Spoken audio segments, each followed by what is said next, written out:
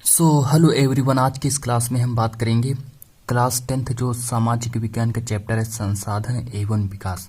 तो संसाधन एवं विकास के हम वेरी वेरी मोस्ट इंपॉर्टेंट प्रश्नों के बारे में बात करेंगे। जैसा कि आप लोग जानते हैं कि संसाधन एवं विकास के जो 6 नंबर वाले जो प्रश्न होते हैं, कहने का मतलब जो लॉन्ग टाइप के जो प्रश्न होते हैं, जो विस्तृत उत्तरी जो प्रश्न होते हैं, वो प्रश्न ज़्यादा पूछे जाते हैं और उन प्रश्नों के पूछे जाने की संभावनाएं वो ज़्यादा होती हैं।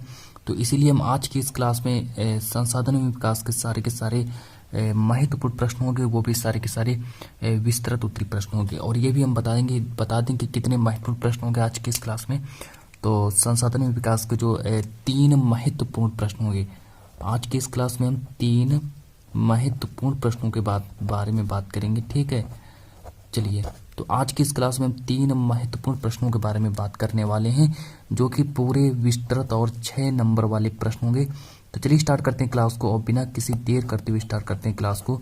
और जितने भी छात्र चैनल पर नए वो जल्दी जल्दी से चैनल को सब्सक्राइब कर लें, ताकि जितनी भी हर वीडियो जो आए वो आपके पास सबसे पहले आए और आप एक अच्छी तैयारी कर सकें। तो चलिए स्टार्ट करते हैं क्लास को अपने। और जो मेरा पहला जो प्रश्न है, स्क्रीन पर लाते हैं अपना पहला प्रश्न। तो चलिए अपने पहले प्रश्न की ओर बढ़ते हैं। तो देखिए, जो मेरा पहला जो प्रश्न है वो देखिए क्या कर रहा है। जो मेरा फर्स्ट प्रश्न है, फर्स्ट प्रश्न की ओर बढ़ते हैं। जो मेरा पहला जो प्रश्न है वो देखिए क्या कर रहा है। जो मेरा पहला जो प्रश्न है वो देखिए क्या कर रहा है कि जो मृदा अपरदन से क्या अभिप्राय है। ये देखिए आपका प्रश्न नंबर 1 है। प्रश्न नंबर 1 देखिए क्या कह रहा है कि जो मृदा अपरदन है, तो मृदा अपरदन से क्या अभिप्राय है। और साथ ही साथ में कह रहा है कि मृदा अपरदन के लिए उत्तरदायी कारणों का वर्णन कीजिए।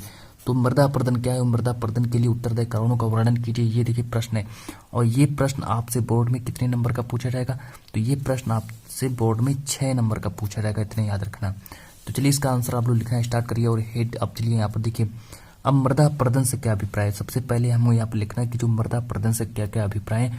तो पहले हमें उसका परिभाषा लिखनी है। तो चलिए मृदा अपरदन की क्या अभिप्राय है, तो हम इसको लिखना स्टार्ट करते हैं। अब देखिए मृदा की कटाव, मृदा के कटाव और उसके बहाव की प्रक्रिया को मृदा अपरदन कहा जाता है। इतना समझ में आया कि मृदा जो है, मृदा के कटाव मतलब कि मृदा जब कटती है और उसका जब बहाव होता है, मृदा जब कट जाती है और उसका जब बहाव होता है, तो इस प्रक्रिया को क्या कहेंगे, तो इस प्रक्रिया को हम मृदा अपरदन कहेंगे। इतना समझ में आया कि मृदा के कटाव और उसके बहाव की प्रक्रिया को मृदा अपरदन कहा जाता है। फिर देखिए और आगे बात कर लेते हैं। फिर इसके आगे देखिए क्या कह रहा है प्रश्न, और आगे बात कर लेते हैं। फिर देखिए इसके आगे और बात कर लेते हैं कि मृदा के बनने, अब देखिए मृदा अपरदन कहा जाता है। इतना आप लोगों ने नोट कर लिया होगा। अब देखिए कि मृदा के बनने और मृदा अपरदन की क्रियाएं, आम तौर पर साथ साथ चलती हैं। आप देखिए यहाँ पर समझिए, अब देखिए यहाँ पर बात को मेरी समझिए कि जैसे देखिए यहाँ पर कि जो ये मृदा के बनना, मतलब कि मृदा जो बनता है, मृदा का बनना और मृदा के जो अपरदन की जो क्रियाएं हैं वो आमतौर पर साथ साथ चलती हैं। आप चलिए, लेकिन किंतु अब यहाँ पर कुछ ऐसी भी दशा है। चलिए और आगे समझाते हैं। अब देखिए किंतु मानवीय क्रियाएं से मृदा अपरदन तेजी से होने लगता है। जो मानवीय क्रियाएं जो हैं, अब मानवीय क्रियाओं से जो मृदा अपरदन जो है वो तेजी से होने लगता है। अब इसके लिए जो निम्न कारण उत्तरदायी हैं। तो अब चलिए इसके लिए निम्न कारण भी उत्तरदायी हैं कि जो मानवीय क्रियाओं से मृदा अपरदन किस तरह से होता है उसका वर्णन करेंगे यहाँ पर। और जो प्रश्न में भी कहा गया कि मृदा अपरदन के लिए उत्तरदायी कारणों का वर्णन करना है। तो यहाँ पर देखिए, अब यहाँ पर कुछ उत्तरदायी कारणों के बारे में वर्णन करेंगे। तो यहाँ पर देखिए, आप लोगों ने प्रश्न नहीं देखा होगा, तो सबसे पहले हम आपको यहाँ पर प्रश्न को भी दिखा दें कि प्रश्न देखिए आपका क्या कह रहा था। तो आप लोग पहले आप लोग प्रश्न को पढ़िए। प्रश्न आपका देखिए क्या कह रहा है था कि मृदा उत्पादन के लिए उत्तरदायी कारणों का वर्णन करो। तो यहाँ पर हम उत्तरदायी कारणों के बारे में वर्णन करेंगे। अब देखिए इसके 2 यहाँ पर उत्तरदायी, अब देखिए यहाँ पर 2 इसके उत्तरदायी कारण है। अब इसके देखिए ये 2 उत्तरदायी कारण है। तो पहला कारण क्या है, भौतिक कारक। तो पहला देखिए भौतिक कारक है। अब भौतिक कारक में कुछ अन्य और टाइप आएंगे। जैसे भौतिक कारक में तुम्हारा जैसे, अब भौतिक कारक यहाँ पर हेडिंग डालेंगे। ठीक है, भौतिक कारक यहाँ पर हेडिंग डालेंगे, फिर लिखना स्टार्ट करेंगे। अब मृदा अपरदन के लिए मुख्य भौतिक कारक है। तो मृदा अपरदन के लिए समझिए यहाँ पर कि मृदा अपरदन के लिए मुख्य भौतिक कारक हैं। तो मृदा अपरदन के लिए मुख्य भौतिक कारक कौन कौन से हैं, तो उनको समझिए यहाँ पर पहले।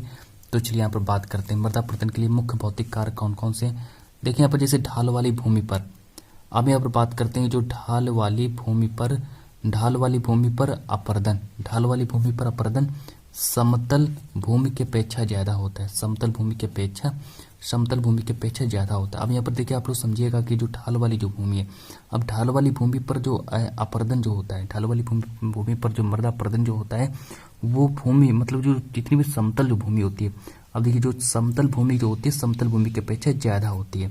अब देखिए नंबर सेकंड के बारे में बात करते हैं, इसकी सेकंड हेडिंग भौतिक कारक का। देखिए सेकंड क्या है, भौतिक कारक में सेकंड के बारे में क्या लिखेंगे, भौतिक कारक में सेकंड देखिए कि भौतिक कारक में सेकंड में लिखेंगे कि तीव्र व मूसलाधार वर्षा से मृदा अपरदन होता है। मतलब अगर तीव्र वर्षा हो जाती है या फिर मूसलाधार वर्षा हो जाती है तो मृदा अपरदन उससे भी होता है। अब देखिए अब ये मूसलाधार वर्षा क्या करती है, मूसलाधार वर्षा यह करती है कि यह मृदा की ऊपरी परत को अपने साथ बहाकर ले जाती है। अब जो मूसलाधार वर्षा जब होगी तो यह क्या करेगी, मृदा की जो ऊपरी जो परत होगी, जो उपजाऊ परत होगी जिसमें हम फसलें उगा सकते हैं, और जिसमें हम फसलें उगा सकते हैं वही मृदा जो मृदा ऊपरी परत होती है, तो उसी मृदा को ये मतलब कि बहा कर ले जाती है। तो इसीलिए इसको ये दूसरा आपका भौतिक कारक हुआ। अब इसके बारे में फिर हम आगे बात करेंगे। अब देखिए यहाँ पर हमने भौतिक कारक में दो के बारे में बात किया, ठीक है। अब देखिए भौतिक कारक में फिर हम नेक्स्ट हम देखिए बात करते हैं। अब नेक्स्ट लाते हैं जो आपका नंबर थर्ड होगा और उसके बारे में बात करते हैं। अब देखिए यहाँ पर जो नंबर 3 होगा, फिर हम मानवीय कारकों के बारे में वर्णन करेंगे। अब देखिए नंबर इसको देखिए पहले, अब देखिए जो पवनें जो होती हैं, पवनें जब आंधी का रूप ले लेती हैं, जिस प्रकार से जो जितनी भी पवनें जो होती हैं आप लोगों ने समझा होगा, जो पवनें जो होती हैं, पवनें किसका रूप ले लेती हैं, तो पवनें जो होती हैं स्टूडेंट्स यहाँ पर देखिए समझिएगा कि जो पवनें जो होती हैं, पवनें किसका रूप ले लेती हैं, तो पवनें जब आंधी का रूप ले लेती हैं, पवनें जब किसका रूप ले लेती हैं, तो पवनें जब आंधी का रूप ले लेती हैं तो क्या होता है, तो बड़ी मात्रा में मृदा उड़ाकर ले जाती हैं। तो बड़ी मात्रा में मृदा उड़ाकर ले जाती हैं। तो बड़ी मात्रा में मृदा उड़ाकर कौन ले जाता है, कहने का मतलब जब आंधी जो होती है वो जब तेज चलती है, मतलब कि पवनें जब आंधी का रूप ले लेती हैं तो क्या होता है कि जो बहुत बड़ी मात्रा में मृदा उड़ाकर ले जाती हैं। तो फिर आगे देखिए क्या होगा, यहाँ पर देखिए शुष्क मरुस्थलीय क्षेत्रों में, अब देखिए शुष्क मरुस्थलीय प्रदेशों में मृदा अपरदन का यह एक बड़ा कारण है। जिस तरीके से यहाँ पर देखिए मेरी बात को समझिएगा कि जो शुष्क मरुस्थलीय प्रदेशों में क्या होता है कि शुष्क मरुस्थलीय प्रदेशों में जो मृदा अपरदन जो होता है, मृदा अपरदन का यह एक बड़ा कारण है। अब देखिए नंबर 3 हेडिंग हमने बताया, यहाँ पर भौतिक कारक के बारे में आपको समझाया। अब यहाँ पर जो नेक्स्ट हेडिंग जो पड़ेगी वो पड़ेगी मानवीय कारक। नंबर 2 हेडिंग डालेंगे यहाँ पर मानवीय कारक के बारे में आप लोग लिखना स्टार्ट किए। अब देखिए इसके देखिए मानवीय कारक के बारे में वर्णन करेंगे। देखिए कुछ मानवीय कारकों को मृदा अपरदन के लिए उत्तरदायी माना जाता है। अब कुछ ऐसे यहाँ पर मानवीय कारकों को लिखेंगे, कुछ ऐसे मानवीय कारकों को लिखेंगे जिनको मृदा अपरदन के लिए उत्तरदायी माना जाता है। तो चलिए यहाँ पर नंबर 1 हेडिंग डालेंगे और लिखना स्टार्ट करेंगे। अब चलिए अब किस तरीके से मानवीय कारक से किस तरीके से मृदा अपरदन होता है और उसका हम यहाँ पर वर्णन करेंगे। सो देखिए यहाँ पर सबसे पहले हम बात करते हैं जो पशुओं द्वारा, अब अगर देखिए पशुओं द्वारा अत्यधिक चराई से भूमि पर वनस्पति का आवरण जो होता है वो समाप्त हो जाता है। तो इस स्थिति में मृदा पर जल और वायु का प्रभाव तीव्र हो जाता है। आप लोगों ने देखा होगा जब बारिश होती है और यहाँ वहाँ पर अगर कोई फसल ना उगी हो तो वहाँ पर जो पानी जो होता है बिल्कुल तेज मात्रा में जाता है, मतलब बहुत ही तेज जाता है और वो मृदा को उड़ाकर मतलब मृदा को बहाकर ले जाता है। और साथ ही में अगर आप लोगों ने देखा होगा कि वहाँ पर अगर घास जमी है, साथ ही में अगर वहाँ पर वनस्पति जमी है, तो वहाँ पर क्या होता है कि जितनी भी घास होती है, सॉरी कहने का मतलब वहाँ पर अगर वनस्पति अगर होती है तो जितनी भी अगर जो पानी जल जो होता है, पानी जब बहाकर जाता है तो उसमें जो मतलब कहने का मतलब जो मिट्टी जो होती है वो बिल्कुल बहाकर नहीं जा पाती है, ठीक है। और वहीं पर वो उन जड़ों की सहायता से वहीं पर मिट्टी रुक जाती है। तो इसका ये कहने का मतलब है। अब फिर से एक बार समझाते हैं आपको कि पशुओं द्वारा अत्यधिक चराई से भूमि पर वनस्पति का आवरण समाप्त हो जाता है। जितने भी पशु जो होते हैं वो क्या करते हैं कि जो वनस्पति का जो आवरण होता है उनको चरकर समाप्त कर देते हैं। फिर देखिए यहाँ पर देखिए इस स्थिति में मृदा पर क्या होता है, तो इस स्थिति में मृदा पर जल और वायु का जो प्रभाव जो होता है वो तीव्र हो जाता है।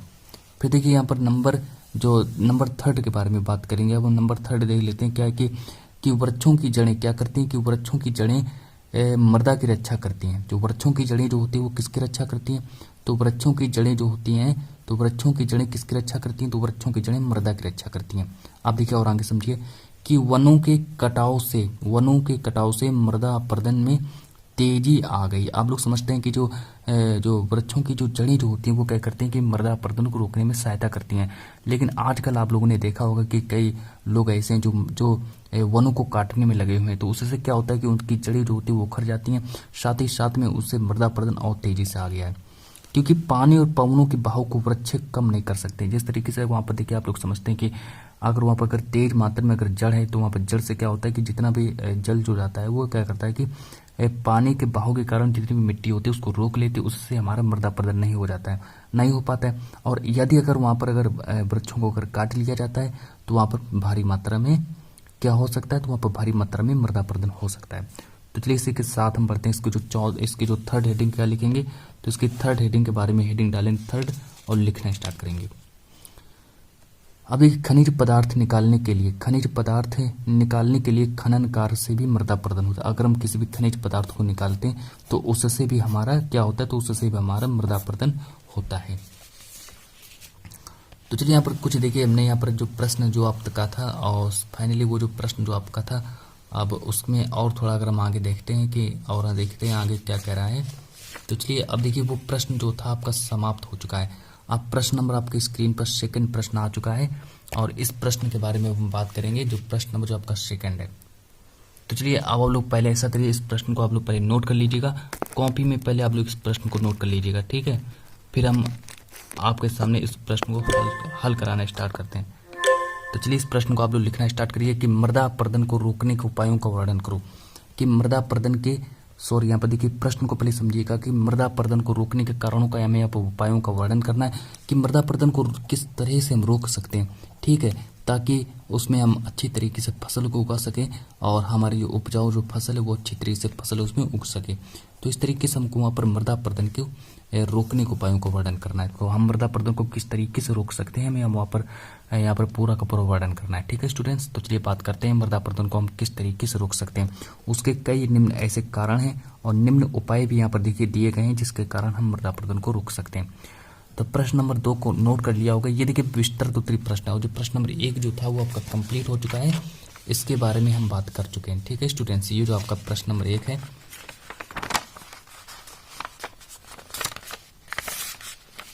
ये देखिए ये प्रश्न जो आपका 1 है ये कंप्लीट हो चुका है कि मृदा अपरदन से क्या अभिप्राय है और मृदा अपरदन के लिए उत्तरदायी कारणों का वर्णन करो। ये प्रश्न नंबर 1 आपका कंप्लीट हो चुका है। अब प्रश्न नंबर 2 की ओर आ गए हम। तो प्रश्न नंबर 2 को आप लोग लिखना स्टार्ट करिए और उम्मीद करते हैं कि आप लोगों ने इस प्रश्न को लिख लिया होगा। तो चलिए आगे हम बात बढ़ाते हैं और अगर आप लोगों ने लिख लिया हो तो अब हम और आगे बात करते हैं। अब देखिए यहाँ पर बात करें कि मृदा अपरदन का कारण क्या होता है। तो मृदा अपरदन का कारण यह है कि भूमि जो होती है वो कृषि योग्य नहीं रहती। अब जब मृदा अपरदन जब तेजी से होता है, मृदा अपरदन का जो कारण है, तो मृदा अपरदन का क्या कारण है कि जो भूमि जो होती है वो कृषि योग्य नहीं रहती है। साथ ही साथ में और आगे बात कर लेते हैं कि जो उसकी जो उपजाऊ शक्ति जो है वो समाप्त हो जाती है। साथ ही साथ में मेरी इस बात को समझिएगा कि जो उसकी जो उपजाऊ जो शक्ति होती है, मृदा अपरदन की जो उपजाऊ जो शक्ति होती है वो क्या होती है, तो वो समाप्त हो जाती है, ठीक है। अब देखिए मृदा अपरदन को रोकना आवश्यक है, मृदा अपरदन को रोकना आवश्यक है, जिसके निम्न उपाय भी निम्न यहाँ पर उपाय दिए जा सकते हैं। आप अगर इनको फॉलो करते हैं तो इससे क्या होता है कि मृदा अपरदन को रोका जा सकता है, ठीक है। तो अब हम मृदा अपरदन को रोके जाने के निम्न उपायों का यहाँ पर वर्णन करेंगे। तो चलिए स्टार्ट करते हैं क्लास को और आगे क्लास को बढ़ाते हैं। अब देखिए पर नंबर 1 हेडिंग डालेंगे। नंबर 1 के बारे में लिखेंगे कि काफी मात्रा में पेड़ पौधे लगाने से मृदा अपरदन की प्रक्रिया लाभदायक होती है। अगर हम काफी मात्रा में अगर पेड़ पौधे लगाएंगे तो उससे क्या होगा कि जो मृदा अपरदन जो होता है उसको रोका जा सकता है, ठीक है। इतना आप लोगों को समझ में आ गया। अब नंबर 2 लिखेंगे। नंबर 2 में लिखेंगे कि नदियों पर बांध बनाकर, अब देखिए नदियों पर बांध बना देंगे। अब नदियों पर बांध बना देंगे तो उससे क्या होगा कि जो जल जो होता है तो जल के वेग को कम करके, ठीक है। जिस तरीके से आप लोगों ने देखा होगा कि जो नदियों में क्या होता है कि जो जल जो होता है बहुत तेजी से चलता है, ठीक है।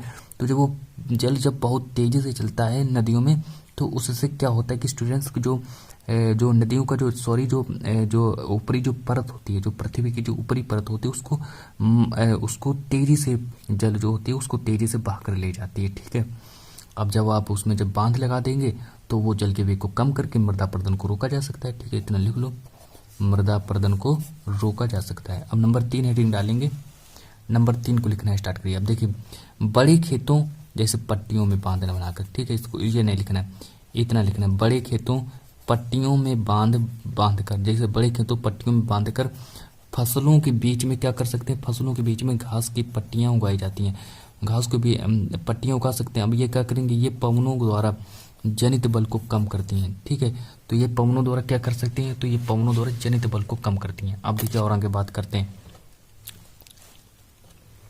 नंबर 4 रेटिंग डालेंगे। नंबर 4 लिखेंगे कि पशुचारण पर प्रतिबंध लगाकर तथा कृषि प्रणाली में सुधार करके भी मृदा अपरदन को रोका जा सकता है। आप लोग समझ रहे हैं कि जिस तरीके से यहाँ पर देखिए पशुचारण पर हम प्रतिबंध लगा सकते हैं, मतलब पशुओं को हम खेत में अगर ना चरने जाएं और साथ ही साथ में कुछ कृषि में कुछ सुधार किया जाए, कृषि प्रणाली में हम सुधार करके भी मृदा अपरदन को रोक सकते हैं। अब जब उसमें खेत में जब कोई पशु नहीं चरने जाएगा तो उससे क्या होगा कि घास जो होगी वो बड़ी बड़ी हो जाएगी। ठीक है, और उसमें मृदा अपरदन तो होगा नहीं है। आप इतना हम लोग समझ लीजिए, है ना। तो साथ ही साथ में ये जो आपका प्रश्न नंबर सेकंड है, ये उम्मीद करते हैं आपका यहाँ पर समाप्त हो चुका है। तो फाइनली आप देखिए यहाँ पर प्रश्न नंबर, और पहले हम तो ये देख लेते हैं प्रश्न नंबर सेकंड आपका समाप्त हुआ है या नहीं हुआ। तो यहाँ पर देखिए प्रश्न नंबर सेकंड जो है ये आपका समाप्त हो चुका है। ठीक है, अब प्रश्न नंबर 3 को लिखिए। प्रश्न नंबर 3 देखिए क्या करें कि भारत में पाई जाने वाली विभिन्न प्रकार की मृदाओं का वर्णन करना है। अब भारत में ऐसी कौन कौन सी मृदाएं पाई जाती हैं, हमें उनका यहाँ पर वर्णन करना है।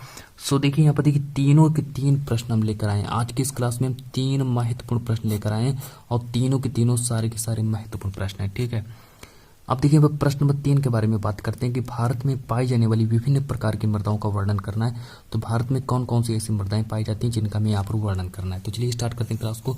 अब देखिए यहाँ पर डालेंगे मृदाओं का वर्णन। तो मृदाओं के वर्णन में सबसे पहले जो मृदा है आपकी जलोढ़ मृदा, और हम सबसे पहले जलोढ़ मृदा के बारे में बात करेंगे। ठीक है, तो हेडिंग डालेंगे जलोढ़ मृदा, और हम जलोढ़ मृदा के बारे में बात करेंगे कि भारत का संपूर्ण उत्तरी मैदान जलोढ़ मृदा से बना है। भारत का जितना भी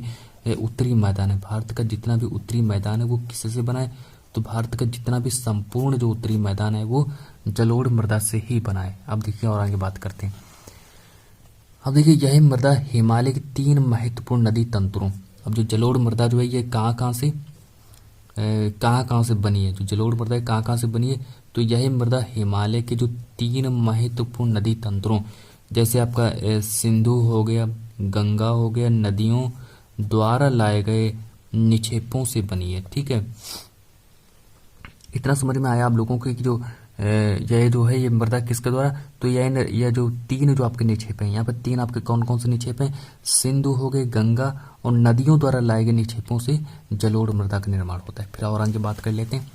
अब देखिए और आगे बात कर लेते हैं कि जलोढ़ मृदा में किसके अनुपात पाए जाते हैं। तो जलोढ़ मृदा में देखिए यहाँ पर जलोढ़ मृदा में जो आपका रेत हो गया, सिल्ट हो गया, और तो जलोढ़ मृदा में रेत, सिल्ट और मृत्तिका के विभिन्न अनुपात पाए जाते हैं।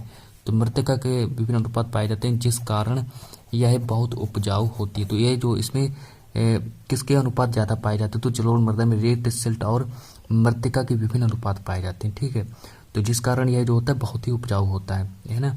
इसी कारण इसमें फसलें अधिक मात्रा में उगा सकते हैं। और सबसे उपजाऊ जो कौन है, तो जलोढ़ मृदा ही सबसे उपजाऊ मिट्टी मानी जाती है। अब देखिए इसमें क्या क्या पाया जाता है, तो इसमें फास्फोरस, पोटास और चूना होता है।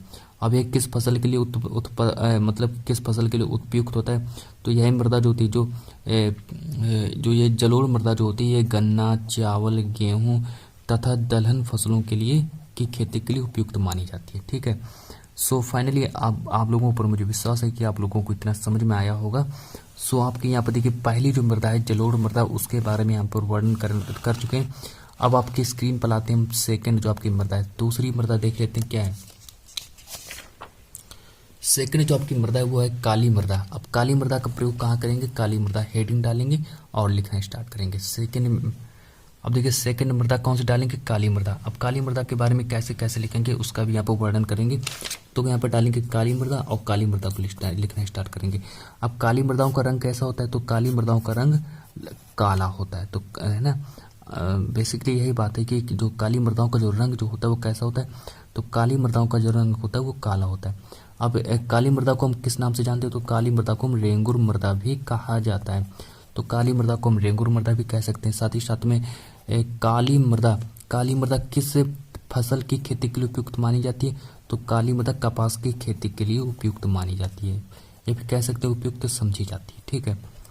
अब जो काली मृदा जो होती है यह कहाँ कहाँ पाई जाती है, तो काली मृदा जो होती है यह मृदाएं आपका जैसे महाराष्ट्र हो गया, मालवा हो गया, मध्य प्रदेश हो गया और साथ ही साथ में छत्तीसगढ़ के पठार में पाई जाती है। ठीक है। तो इतने क्षेत्रों में ये जो है ये मृदा जो है इतने क्षेत्रों में पाई जाती है, जो आपका जैसे महाराष्ट्र हो गया, मालवा हो गया, मध्य प्रदेश हो गया, छत्तीसगढ़ हो गया, छत्तीसगढ़ के पठार में पाई जाती है ये जो काली मृदा। ठीक है।